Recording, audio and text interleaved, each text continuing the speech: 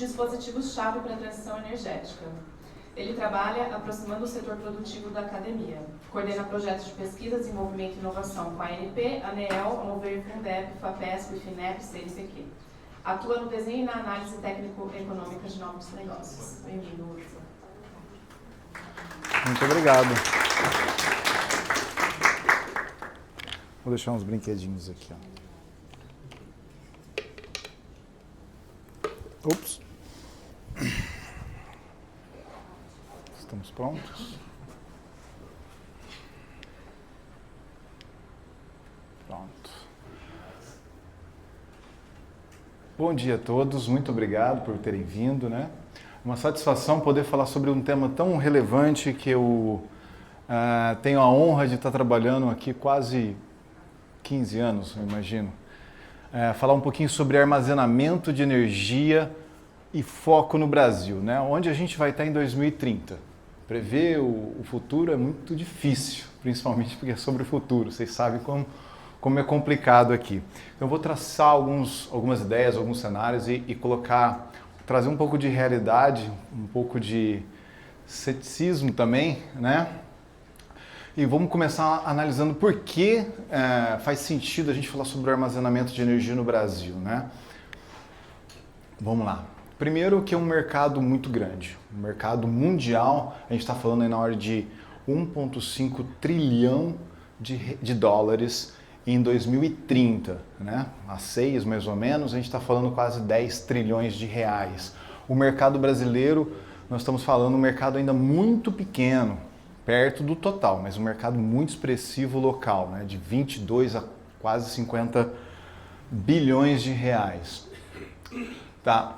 Tem 2 pontos que se destacam muito quando a gente fala de armazenamento de energia. O primeiro deles é a questão da maior incorporação de renováveis. Eu acho que não vejo que o pessoal não tem muita dificuldade de entender isso. Faz todo sentido a transição energética, por isso que a gente está aqui, processo de descarbonização, tem matriz, produção de energia limpa e thanks to China, a gente está conseguindo colocar essas placas fotovoltaicas num preço muito interessante. Então, no final do dia, a energia elétrica é barata.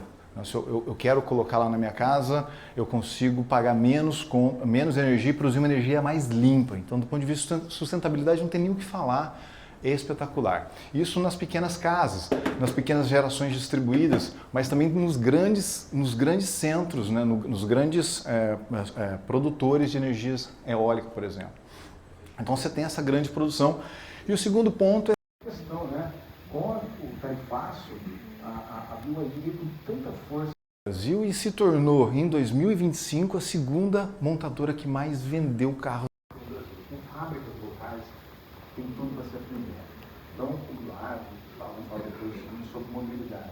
A questão dos carros elétricos eletrificados é um ponto muito duro, que é a questão da infraestrutura. A nossa rede é limpa, olha as matrizes elétricas.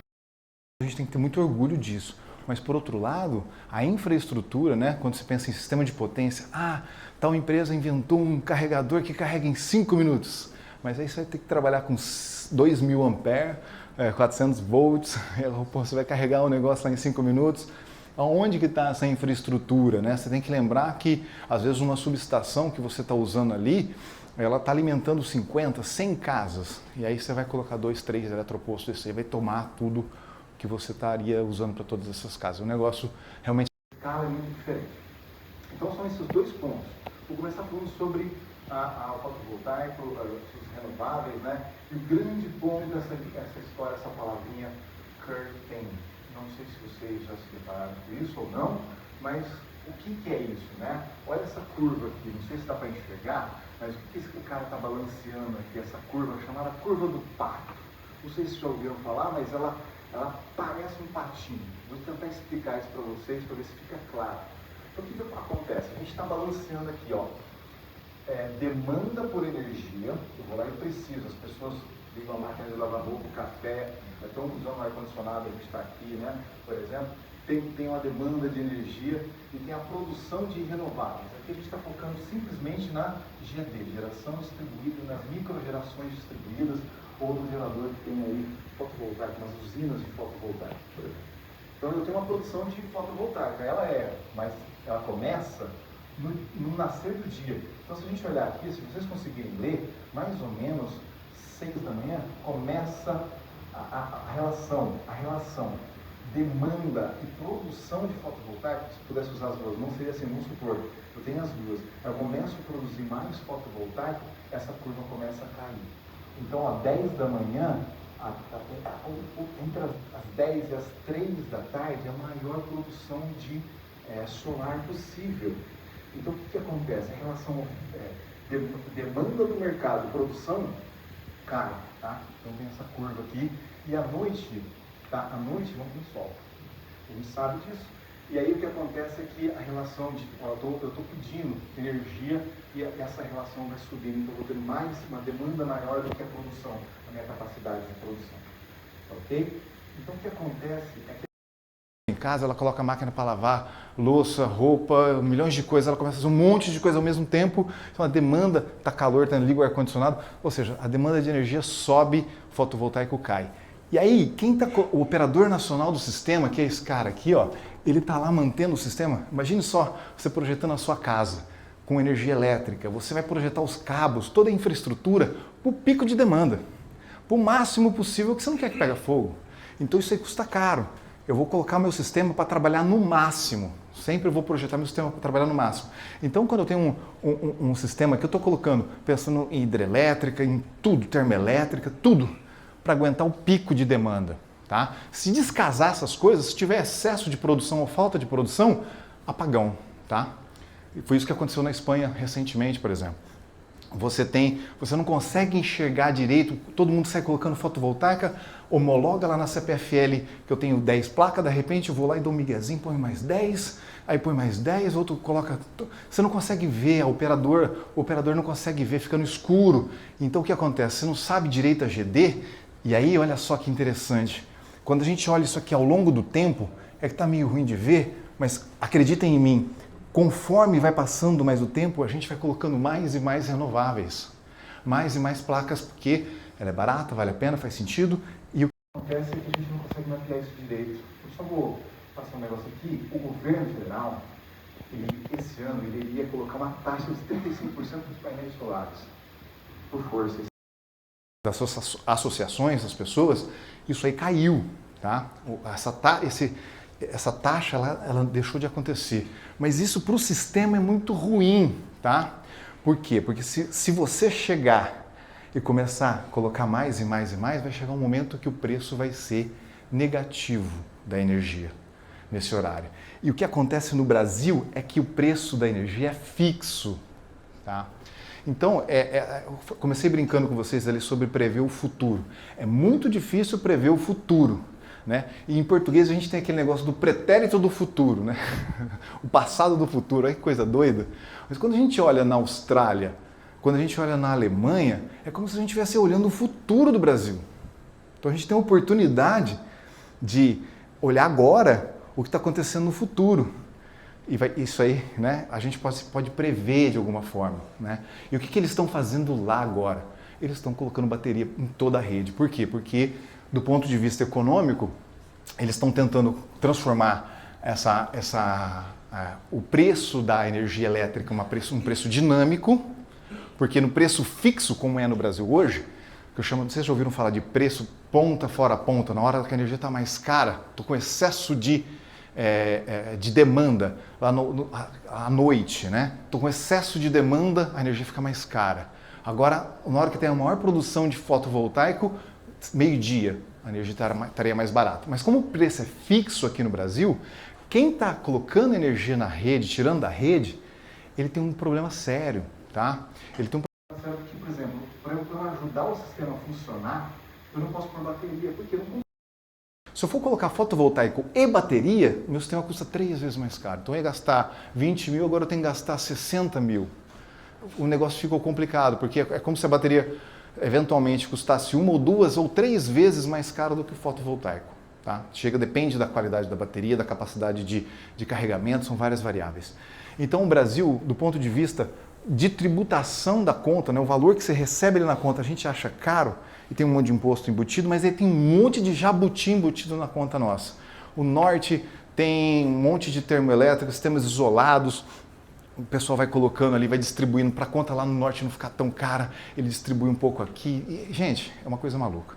Tá? Então esse preço dinâmico seria uma oportunidade para a gente incorporar mais baterias no sistema. Não é que eu quero fazer isso, a gente precisa fazer isso, é o que está acontecendo na Austrália, o que está acontecendo na Alemanha, porque isso está estressando não só o sistema fotovoltaico, mas estressando, por exemplo, o operador, uma hidrelétrica, uma termoelétrica. Ela está entrando, eu fui em Itaipu, várias turbinas funcionando durante o período mais tarde à noite. E durante o dia, várias desligadas, mais da metade. Quer dizer, a metade paraguaia inteira funcionando, a metade brasileira quase toda desligada. Por quê? Por conta do fotovoltaico. No maior momento de produção de mais solar, energia solar ali. Então, ou seja, você vai causando várias distorções no sistema e quando você liga umas turbinas gigantescas, turbinas de vários megas, absurdo, o tamanho dessa sala turbina, né? Ela com certeza ela causa um impacto. O ideal é que esse sistema fique operacionalizando 24 horas por dia, 7 dias por semana, sem parar. Tá? Então você tem essa questão do estresse no sistema, na rede, que foi dimensionada para a coisa mais cara, né? Para o momento de maior demanda.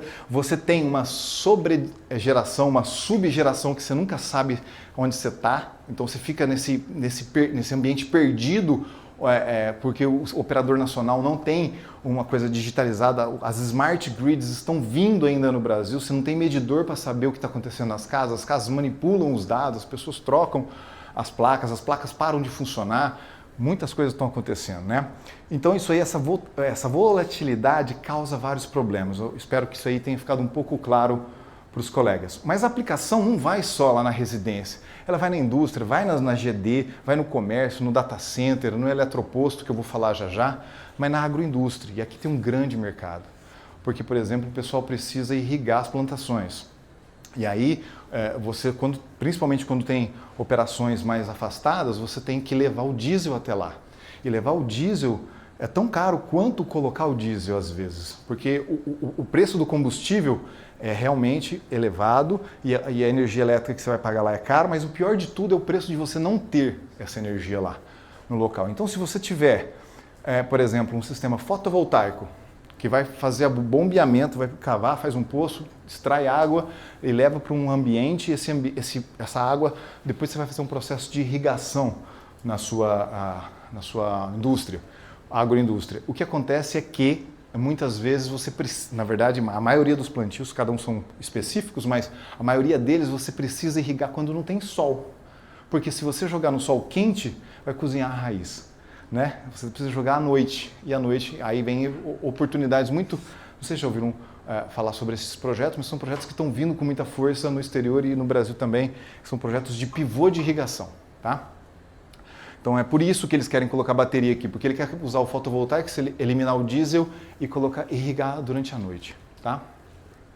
Mas essas baterias, né, eu falei um pouquinho sobre o fotovoltaico rapidamente, que tem o excesso de produção, está barato e por populismo muitas vezes não se taxa como deveria taxar, né? A gente não precisa de mais fotovoltaico, a nossa demanda é muito alta, você tem outras formas, mas como vai vir essas placas, as pessoas vão instalar, precisamos de armazenamento.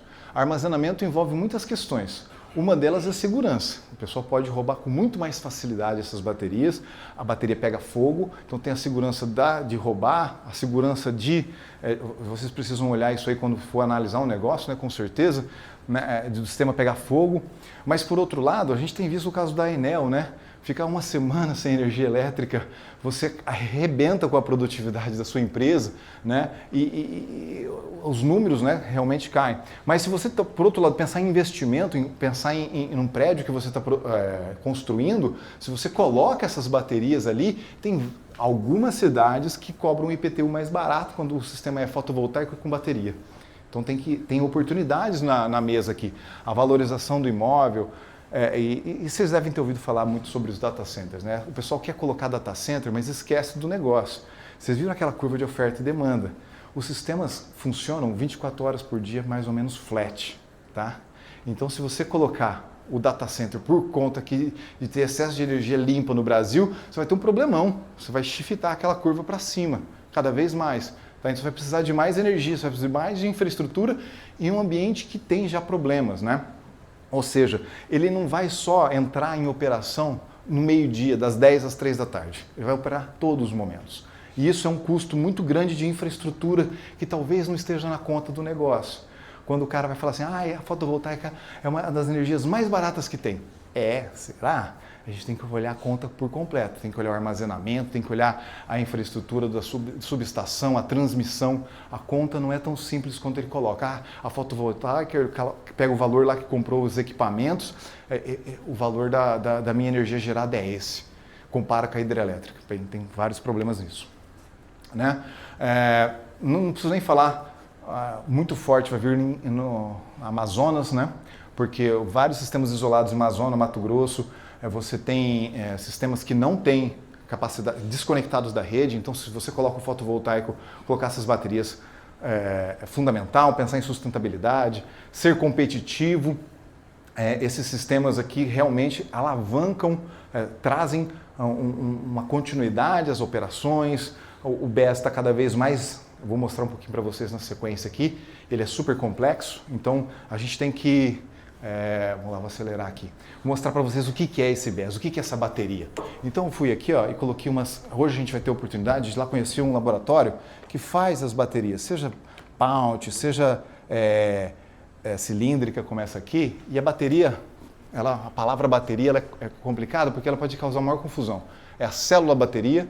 Se você associar várias delas aqui em série paralelo, você tem um módulo bateria, aí você coloca num rack, aí você tem toda essa parte operacional, né, que é o sistema que vai gerenciar os serviços. Então a gente está falando de inversores. Então, por exemplo, eu quero jogar isso na rede elétrica, a bateria me dá uma corrente contínua, por exemplo, a bateria 9 volts, 9 volts fixo, 3 volts fixo, é um valor fixo. A rede elétrica, ela trabalha em 127 cada fase, por exemplo, para a gente jogar na rede curta, né? Desculpa. Próximo aqui. Para jogar na rede curta, a gente tem que fazer uma onda sinusoidal. Então a gente vai ter que fazer transformações. Então envolve inversores, envolve comutadores, que são chaves de liga e desliga. São várias coisas que tem que ter. Um transformador para eventualmente elevar a tensão. A fotovoltaica vai te dar lá 400 volts. Eu, de repente quero transformar isso em várias fases. Então tem várias variáveis aqui. Esses são os sistemas. Um sistema como esse aqui, comercial, mais baratinho, ele parece uma caixa de sapato, tá? Então eu posso colocar numa casa 1 kW até 10 kW, ele é um sistema muito simples. Os sistemas mais complicados, eles começam a ter várias conexões entre essas caixas. É como se eu pegasse essas caixas de sapato e começasse a aumentar. Isso aí começa a ficar um pouco mais interessante. E até sistemas mais complicados que tem agora várias variáveis. Deixa eu abrir esse cara aqui para vocês darem uma olhada o que é um sistema de bateria. Então, quando eu coloco essas pequenas células aqui, várias dessas células, sei lá, 300 delas, cada um desse aqui me dá 400 volts, eu consigo colocar em série, aumentar a corrente, ou em paralelo, aumentar a tensão, eu consigo fazer várias variáveis aqui para eu ter do jeito que eu preciso para o sistema. Então o meu controlador, ele consegue me dar, no caso, por exemplo, de um sistema de 200 quilowatts, eu preciso atentar a carga da rede, eu consigo fazer essas transformações, eu consigo entradas suaves, então tem todos esses chaveamentos, mas ele também tem um controle de temperatura, a bateria tem que funcionar no máximo até 40 graus, ele não pode trabalhar nem abaixo e nem acima, então tem um controle todo detalhado de temperatura, tem sprays, aqui dentro tem os sistemas de spray que joga, aí a gente vai ver um sistema desse aqui hoje, lá a gente vai abrir, olhar, num outro laboratório que a gente vai, tem um laboratório de montagem de célula, tem um laboratório de BESS, a gente vai olhar lá dentro, o que a gente vai ver lá dentro? Vai ver esses sistemas aqui com controle de incêndio, essas células, por exemplo, duram 6.000 ciclos, 6.000 ciclos, a gente está falando, imagine só que quando eu tenho excesso de fotovoltaica, eu carrego uma vez, descarrego uma vez, isso é um dia. Então, um ano eu tenho 365 ciclos, 10 anos, 3.650 ciclos. Mais ou menos, se isso aqui rodasse 7.000 ciclos, a gente está falando em 20 anos. É um sistema que é tão duradouro quanto as placas fotovoltaicas. Tá? Então isso aí é o que vocês vão ver aí. No caso dos carros elétricos, que o pessoal vai ver, o pessoal tem muito medo sobre as baterias, mas a bateria é o que você deveria ter menos medo, porque a bateria, se a gente fizer umas contas rápidas aqui, essas baterias vão durar 10 mil ciclos, vão durar eventualmente 30 anos. A gente está falando de um Monza de 30 anos, né? Um carro que a gente não vê muito por aí, né? E tem tudo o controle, então, de bateria, da energia que cada bateria suporta. Eu vou acelerar aqui para não acabar com o meu tempo. Vai, né? Sim, vou passar rápido aqui. Ó. Como é que eu coloco, então, os carregadores nesse sistema todo? Para eu colocar esses carregadores no sistema, eu preciso muitas vezes colocar a bateria em paralelo. Então, um carregador desse aqui, um chuveiro elétrico, ele é 7,5 kW. Um carregador desse aqui é mais ou menos 22. Então, a gente está falando de quase 3 chuveiros funcionando. Então, um sistema desse separado é muito simples, tá, gente? É coisa trivial, é 3 casas, o impacto na rede elétrica é 0, tá? É imperceptível. Agora, quem tem um, não tem nenhum.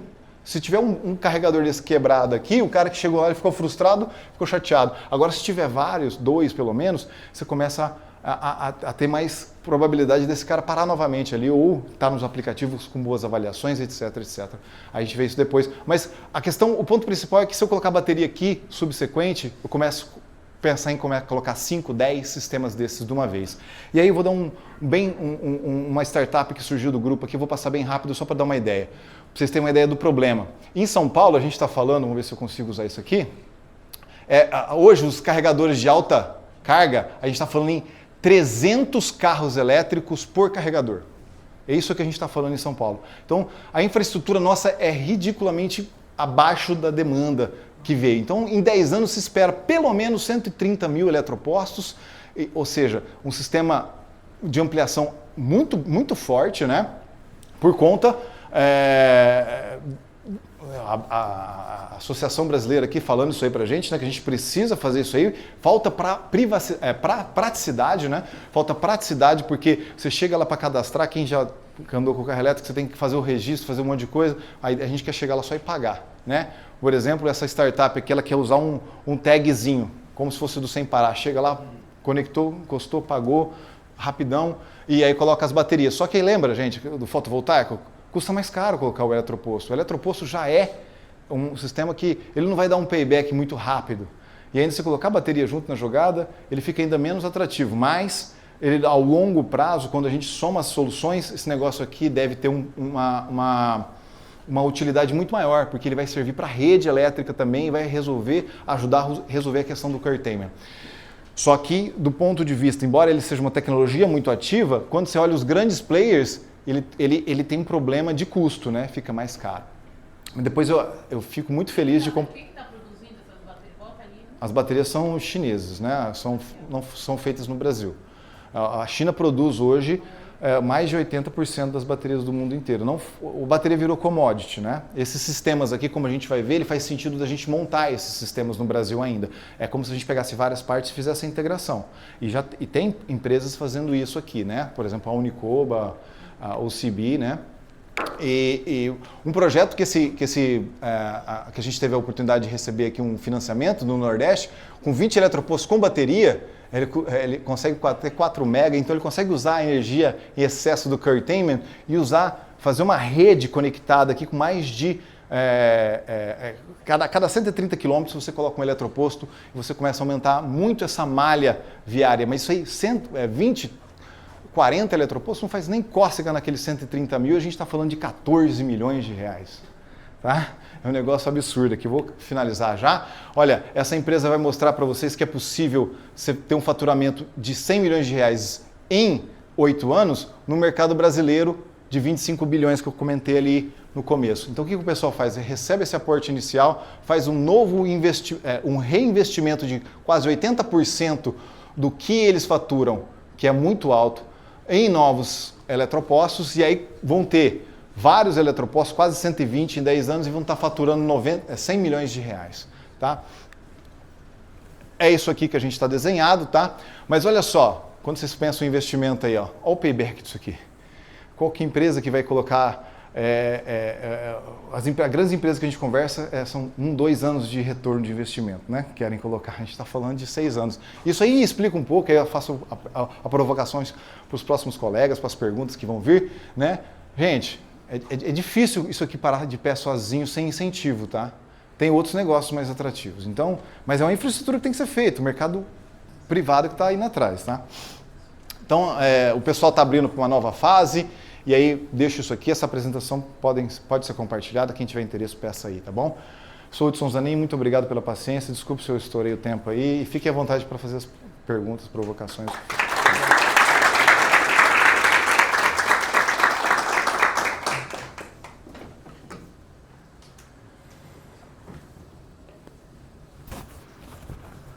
Perguntas?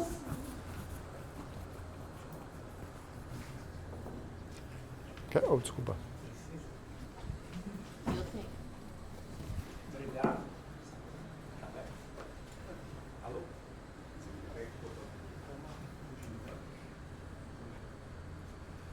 Alô? Obrigado, Hudson, pela palestra, pela aula hoje. Fábio, sou do time de operações do Itaú. E queria te ouvir falando sobre esse futuro, sobre essa curva de implantação do BES e o que você enxerga ou está sentindo do mercado com um leilão que a ANEEL está propondo ainda esse ano para a implantação de BES ali dentro das usinas. Dentro da nossa operação, a gente estuda, a gente monitora, mas como você colocou, o custo de implantação, o payback dessa solução ainda está longe de outras soluções. Então, comparando até com a curva de implantação de solar, eólica no país, você enxerga talvez esse primeiro passo do BES publicamente, num leilão com a ANEEL, que você está vendo entusiasmo ou não, que você está sentindo das empresas aqui no mercado? Eu queria ser mais otimista, mas vocês veem que esse leilão já foi cancelado várias vezes, né? Tem uma força, um lobby muito forte contra as baterias, porque principalmente os outros interessados não enxergaram isso aí como um negócio ainda, né? E se é um negócio que eles talvez não enxergaram que está na mão das pessoas. Eu gosto de pensar na bateria como uma droga, mas assim, pensa no viciado que compra compra um navio lá cheio de carga de petróleo. Você acabou o petróleo, você compra outro. É como se você ficasse um viciado adicto, né? E toda hora trazendo de volta, tomando de volta. Você colocou a infraestrutura de pé, se foi um viciado ou foi um aventureiro que foi na universidade, fez, assim, na época de faculdade, fez uma baguncinha lá, mas parou, falou, presta atenção, ficou acordado e parou com essas patifarias, né? Mas olha só, você usou uma vez só, você ficou dependente do mercado chinês uma vez só, e a gente falou aqui uma estimativa grosseira num cálculo de padaria que eu fiz aqui, assim, brincando no papel de pão, né? 20 anos de segurança depois que você colocou essa infraestrutura de pé. Então, por um lado, você não domina a tecnologia, isso é muito ruim. Por outro lado, você colocando a sua tecnologia de pé, você tem uma... Eu acho que esse ecossistema que está nascendo ao redor aí, dessa infraestrutura, é muito importante, porque isso aí precisa... não adianta eu colocar, isso aí eventualmente precisa de manutenção, não tem quem dê manutenção local, né? Então, eu acho que tem muitas incertezas e o pessoal está ainda naquele ambiente do boi de piranha, né? Você tem que alguém primeiro colocar alguns exemplos que funcionam na frente, porque eu não quero correr todo esse risco ainda. Mas eu acho que esses exemplos já vão acontecer e depois que acontecer o pessoal vai ver que é tão firme quanto ou melhor do que uma termoelétrica, por exemplo, essas baterias. Ela tem... Talvez por isso esses leilões sendo cancelados para a gente não ter essa primeira discussão, né? Lembrando que o leilão de capacidade a gente está falando de a partir de 120 mega. Gente, uma célulazinha dessa aqui é 3 mega. Olha só quantas células que a gente está falando. Milhares e milhares e milhares de células. Abre o mercado, abre a oportunidade. Então, depois que tiverem exemplos bem feitos, bem concretos, eu acho que o pessoal que joga contra, eles não são contra o recurso, o dinheiro. Eles são contra o que está funcionando. Já tem uma facility ali que está funcionando e está tudo rodando. Mas depois, no segundo momento, a hora que eles veem que vão ganhar dinheiro com isso aí também, eu acho que essa equação vai equalizar. Essa é a minha visão. Eu sou otimista, mas o Brasil, pensando que tem uma infraestrutura de hidrelétricas muito robusta, então a bacia da hidrelétrica é a grande bateria do nosso sistema. Tá? E a gente já tem 85% de renováveis na nossa rede. Tá? E aí, se você pensar nos outros países, é 80% eventualmente de matriz suja. O cara está usando só termoelétrica, ainda a gás, ou aí, pior ainda, carvão. Né? E aí fica essa questão, né? Eu acho que tem uma oportunidade no Brasil, mas eu acho que pagar essa conta sozinho, você viu, o negócio precisa ser incentivado. Então tem que ver como fazer isso direito. O Brasil não sabe fazer isso aí, não tem regulamentação direito para fazer, não consegue precificar, fazer uma dinâmica de precificação, porque se você, ao invés de colocar bateria, melhorasse, incentivasse as pessoas, fala, gente, vai custar muito mais barato a energia meio-dia. Cara, eu deixo programada a máquina de lavar, ou eu vou incentivar as pessoas a usar a coisa ali, né, durante a energia mais barata. Quando eu fiz um pós-doc na Inglaterra, o pessoal se programava para isso, achava soluções para isso. Ah, mas a minha máquina de lavar não liga sozinha. Você coloca um temporizador lá para ela fazer isso.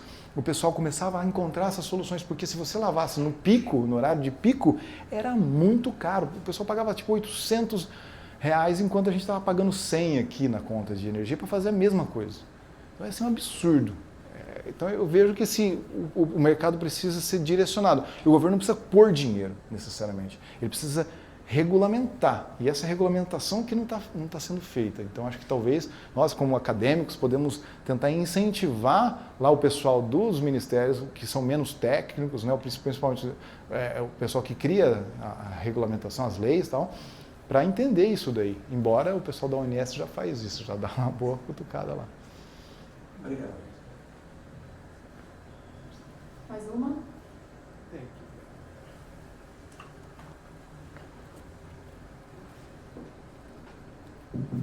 Oi, Hudson Tomás, aqui do time de sustentabilidade do Itaú. Algumas tecnologias, elas possuem interações, né? Então, como você mesmo comentou, existe interação ali entre a energia hidrelétrica e a solar. A própria energia hidrelétrica ela tem uma interação meio que inversa ali com a energia eólica. Então, teve um estudo que o Banco Mundial conduziu junto com o BNDES, que identificou que em momentos em que a energia hidrelétrica tem a sua baixa de capacidade de produção, a energia eólica tem o seu pico de máximo. Nesse sentido, como você vê essa interação entre as diferentes rotas tecnológicas afetando a demanda por instalação de baterias? Você quer dizer solar ou hidrelétrica? As duas, a interação das variações. Então, é muito interessante que a fotovoltaica e a eólica são complementares, embora sejam intermitentes, né? Isso é muito bacana, por conta da variação como é que o vento surge, né? É o frio e o quente, né? Então, tem hora que o vento está soprando para a costa e tem hora que o vento está soprando para o mar, né? Então, essa questão de diferença de temperatura, porque a água tem uma capacidade térmica muito específica, muito diferente do solo, etc. Então, o vento está sempre trocando de direção no começo e no final do dia. E isso é muito legal, né? Mas exige uma interconexão. Lembrando que o Brasil é um país continental. Você tem que conectar a maior produção de fotovoltaica lá no Fortaleza, por exemplo, e trazer essa energia para cá. Né? Ou no sul, trazer para cá, se a gente quer usar aqui. Aqui funciona solar direito, né? Minas, então, perfeito. Minas tem tanto solar que o pessoal só aceita colocar energia solar na rede à noite. Para justamente, o cara fala, mas você está de sacanagem? Não, eu estou pensando que você tem que colocar bateria se você quer colocar. E aí você fica pensando assim, o pessoal não quer deixar os outros progredir. Não, gente, não tem nada a ver com isso. É questão de operação de sistema. Você não tem oferta e demanda. Mas vou colocar um data center, uma usina, uma empresa. Mas você vai pôr a empresa para funcionar das 10 às 3 da tarde. Você entendeu? Se for isso, se for o caso, se o business parar de pé, muitos casos, vamos produzir hidrogênio. O hidrogênio só funciona, o Gustavo tem cidade de sair adoidado, só funciona 24 horas por dia, 7 dias por semana. O negócio tem que rodar sem parar para ter competitividade, senão não tem, entendeu? Então, eu vejo assim, bateria, por isso que eu brinquei com a história de prever o futuro, né? A gente tem a oportunidade de ver o que está acontecendo na Alemanha, de ver o que está acontecendo na Austrália, porque esses países estão lá na frente na incorporação de renováveis comparado com o Brasil. Renováveis solar, eólica, né? Por quê? Porque nós temos muito hidrelétrica. 65% da nossa produção de energia é hidrelétrica. E a hidrelétrica vem com uma grande bacia. ou pelo menos a maioria delas vinham até o pessoal começar a brigar e não deixar fazer grandes inundações, porque também tem um impacto ambiental relevante. Mas essa bateria do sistema, que é as hidrelétricas, não faz mais sentido colocar novas hidrelétricas. Tem várias questões ambientais. É o Estado que tem que colocar o dinheiro. O payback das hidrelétricas é muito mais do que... tem hidrelétrica que demorou. A gente foi para Itaipu agora, 100 anos para ser paga com dinheiro público. Tá? Então, e aí, com certeza, o pessoal vai deixar o Estado fazer isso aqui, pode ter desvio, não sei o quê. Eu posso fazer isso aí com recurso, comprar essas fotovoltaicas, comprar esse sistema da China, eventualmente fazer com iniciativa privada, rápida, dinâmica, sem riscos de desvio. Então, quer dizer, eu vejo com muito bons olhos a bateria, só que o que está faltando no Brasil é regulamentação, não tem nada incentivando, pelo menos direcionando. Por exemplo, se eu colocar o preço variável, o preço de pico e fora pico serem discrepantes, se não R$10 de diferença, estou falando um de 290, o outro 305, 310, ou R$20 de diferença, pico fora pico. A hora que você vai fazer a conta, você fala, cara, não vou colocar bateria, não faz sentido. Economicamente não faz sentido. O problema, você passa por outro. Você passa para quem é dono da geração lá na hidrelétrica, para outros, tá? O problema. Agora, se você regulamentar colocando preços variáveis ao longo do dia, você incentiva a iniciativa privada a fazer isso. E é isso que está faltando.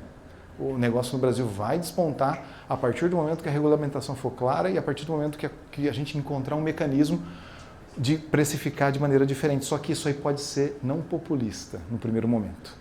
Porque pessoas podem pagar muito mais caro no começo, até entender. Tá? Então... Obrigada, Luz.